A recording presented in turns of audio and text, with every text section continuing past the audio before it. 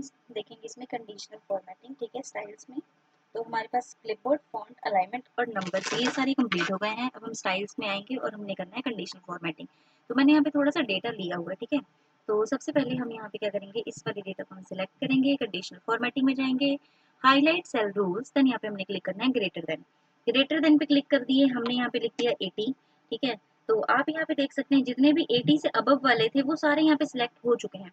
Right let fill dark red, आप इसको change भी कर सकते हैं, ठीक है, ग्रीन से कर लीजिए या फिर जिससे भी करना चाहते हैं, राइट रेड, जिससे भी करना चाहते हैं उससे आप कर सकते हैं, ठीक है। तो आप ये देख सकते हैं, ठीक है, सारे जो है वो इस कलर में आ चुके हैं, ठीक है। तो अब मैंने यहाँ पे सेकंड लगाना है, हाईलाइट, यहाँ पे लेस देन, अगर हम यहाँ पे लेस देन करेंगे तो लेस देन मान लीजिए अगर हमें 77 से ही देखना हो लेस देन कितने हैं, तो 77 से देख के आप देख सकते हैं 77 से नीचे लेस देन वो 67 है, 65 है, 55 है, ये सारे लेस देन, ठीक है। सेम इसी तरह फिर हमने यहाँ पे क्या करना है, हाईलाइट में जाके नेक्स्ट लगाना है बिटवीन। बिटवीन हमने चेक करना है, मान लीजिए यहाँ 50 से लेके हमने चेक करना है 90 तक। तो 50 से लेके 90 तक जितने भी हैं वो सारे सिलेक्ट हो चुके हैं, और जो रह गए हैं वो देखिए 9898 949, बाकी सारे जो है वो कलर में हाईलाइट होते हुए शो हो रहे हैं, तो आप देख सकते हैं, ठीक है। इसके बाद हमने नेक्स्ट देखना है कंडीशनल फॉर्मेटिंग में जाके इक्वल टू, ठीक है। तो इक्वल टू मैंने चेक करना है, मान लीजिए मैंने यहाँ पे 85 डाल दिया, तो 85 पर्टिकुलर अगर चेक करना है, जैसे राम ने तमिलनाडु प्लेस में कितने स्टोर हैं उसके पास लिया, तो 85 है। पर्टिकुलर अगर देखना हो तो पर्टिकुलर के लिए हम देख सकते हैं यहाँ पे जो भी हमें चेक करना हो, 65 करना हो तो 65 आ गया। 65 कौन कौन से स्कोर 1 में भी है, 3 में भी है, तो हम पर्टिकुलर इक्वल टू करके भी देख सकते हैं, ठीक है। नेक्स्ट हम देखते हैं text that contain. Text that contain में आपका ये होगा, आपने किसी का पर्टिकुलर नेम देखना है, तो मान लीजिए मैंने यहाँ पे राज का देखना है, मैंने यहाँ पे राज का लिख दिया, तो आप देख सकते हैं राज का नेम जो है पे शो हो गया। मान लीजिए मैंने यहाँ पे रोहित लिखना है, तो आप देख सकते हैं यहाँ पे रोहित का डेटा जो है वो रोहित यहाँ पे शो हो गया, तो आप पर्टिकुलर भी देख सकते हैं सिंगल वर्ड में। उसके बाद मैंने चेक करना है डुप्लीकेट वैल्यू। मान लीजिए हमारे पास इसमें काफी सारी डुप्लीकेट्स वैल्यू है, तो कई बार हम ओवर राइटिंग भी कर देते हैं, तो हमें चेक करनी होती है, तो उसके हम इसके यहाँ पे डुप्लीकेट पे क्लिक करेंगे, तो आप देख सकते हैं यहाँ पे ऑलमोस्ट सारे डुप्लीकेट्स है, तो ये सारे के सारे डुप्लीकेट्स वैल्यू जो है वो शो कर रहा है, ठीक है। तो फिर हम डुप्लीकेट भी चेक कर सकते हैं। तो अब आते हैं हमारे पास कंडीशनल फॉर्मेटिंग में एक था यहाँ पे डेट अकरिंग, ठीक है। तो इसके लिए क्या करना होता है, सबसे पहले यहाँ पे हमारे पास है येस्टरडे, टुडे, टुमारो, ये सारे ऑप्शंस हैं इतने सारे, ठीक है। तो हमने यहाँ पे मैंने यहाँ पे छोटा सा डेटा दिया हुआ है आपको जस्ट समझाने के लिए, एक डेमो के लिए। तो मैंने यहाँ पे इस वाले डेटा को सिलेक्ट किया, कंडीशनल फॉर्मेटिंग में गए, देन मैं यहाँ पे गई डेट अकरिंग में। मान लीजिए मैंने यहाँ पे येस्टरडे सिलेक्ट था, तो आप देख सकते हैं यहाँ पे येस्टरडे का सिलेक्ट हो गया, ठीक है। यदि मैंने यहाँ पे करना है टुडे, तो ये टुडे का सिलेक्ट हो जाएगा, ठीक है। तो आप ये देख सकते हैं यहाँ पे कि जैसे भी आप सिलेक्ट करना चाहते हैं वो आप यहाँ पे कर सकते हैं, ठीक है। अगर इसको हमने रिमूव करना है तो आप यहाँ पे जस्ट जाके क्लियर रोज पे जाके क्लियर फ्रॉम सिलेक्टेड सेल आप कर सकते हैं। देखिए यहाँ पे डेटा जो है वो कंडीशनल फॉर्मेटिंग जो लगी थी वो रिमूव हो गई, ठीक है। तो इस तरह से आप ये हाईलाइट सेल वाले सारे ही ऑप्शन हो गए और साथ में क्लियर रूल्स वाला भी हो गया, ठीक है गाइस। अब आते हैं नेक्स्ट पे, तो नेक्स्ट के लिए फिर मैंने सिलेक्ट कर दिया, देन हम गए कंडीशनल फॉर्मेटिंग में। अब हम आएंगे यहाँ पे टॉप बॉटम रूल्स पे, टॉप 10 आइटम्स, टॉप 10 आइटम्स जो होंगे वो शो हो गए 89 98, ये सारे टॉप 10 आइटम्स, ठीक है। तो सेम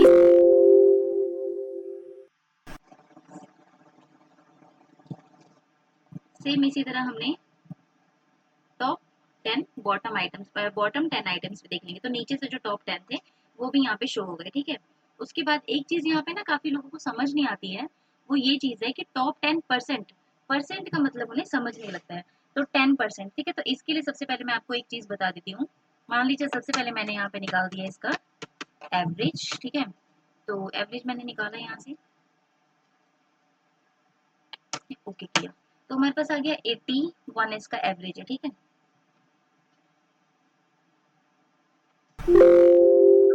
पहले इसको हम सिलेक्ट करेंगे, कंडीशनल फॉर्मेटिंग में जाएंगे, टॉप 10% में जाएंगे, तो अब जो 81 से ऊपर वाले होंगे ना, वो वाले जो होंगे टॉप 10 में वो आपको हाईलाइट हो जाएंगे, इसका मतलब होता है एवरेज।